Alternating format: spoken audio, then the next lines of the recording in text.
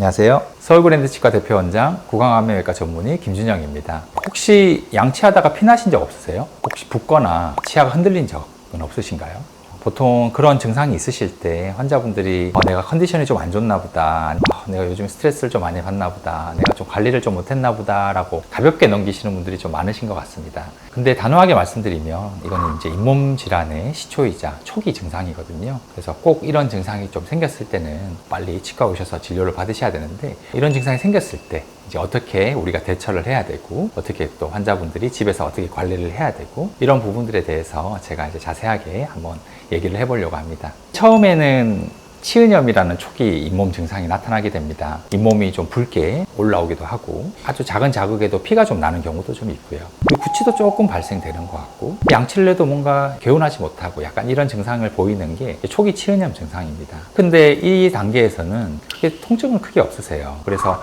보통 관가하는 경우가 굉장히 많고요. 근데 이때가 가장 치료를 하기 좋은 아주 적기예요. 그래서 이때 빨리 오셔가지고 깨끗하게 스케일링을 좀 받거나 약간의 가벼운 잇몸 치료만 해도 다시 잇몸이 건강하게 회복할 수 있는 그런 단계입니다. 그리고 두 번째 단계는 이제 치은염에서 치주염으로 넘어가게 되는 단계입니다. 잇몸 상방 위에만 머물러 있던 그런 잇몸의 염증 증상들이 이 잇몸 하방에 있는 치조골에도 영향을 조금씩 미치게 됩니다.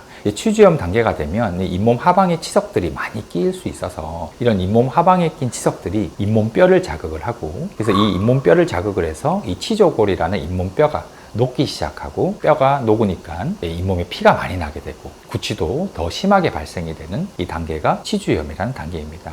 이 한번 녹아내린 잇몸뼈는 다시 재생되지는 않거든요. 그래서 더 녹아내리기 전에 빨리 치과에 오셔서 잇몸 치료를 꼭 받으셔야 되는 그런 상황입니다. 당연히 잇몸 치료의 종류에는 여러 가지가 많아요. 잇몸을 찢어서 하는 잇몸 치료도 있고, 잇몸을 찢지 않고 하는 잇몸 치료도 있고 하기 때문에 치과에 오셔서 내가 어떤 잇몸 치료를 해야 되는지 상의를 해서 결정을 하시면 좋을 것 같습니다.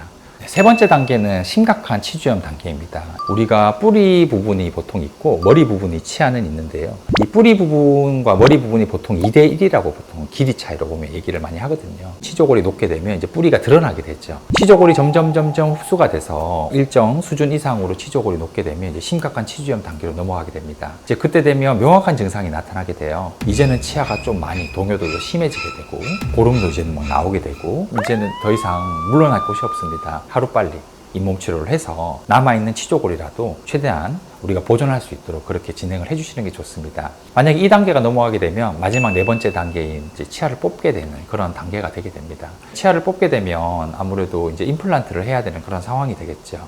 뭐 임플란트 하면 되지, 뭐 괜찮아, 난 상관없어 라고 말씀하실 수도 있겠지만, 임플란트는 아무래도 자연 치아보다는 훨씬 못합니다. 치아가 없는 것보다는 훨씬 더 좋겠지만 씹는 그런 맛도 잘 못 느끼시고 좀 그런 부분이 있기 때문에 치아를 상실하기 전에 빨리 오셔서 진료를 하시는 편이 더 좋을 것 같습니다.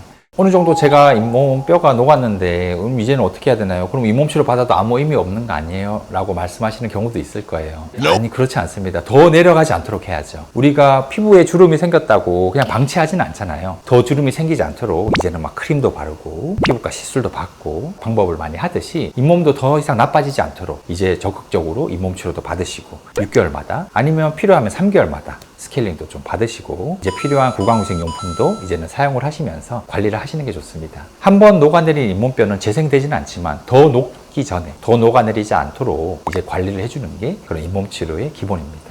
잇몸은 치아를 받치는 땅 같은 겁니다.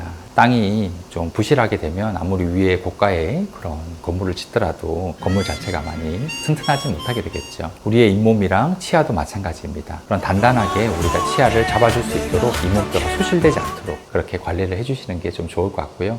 이거 내 얘기인데 하시는 분들 있으시면은 꼭 가까운 치과 가셔가지고 치과의사 선생님과 상의해보시고 필요한 진료를 좀 받아보시면 좋을 것 같습니다.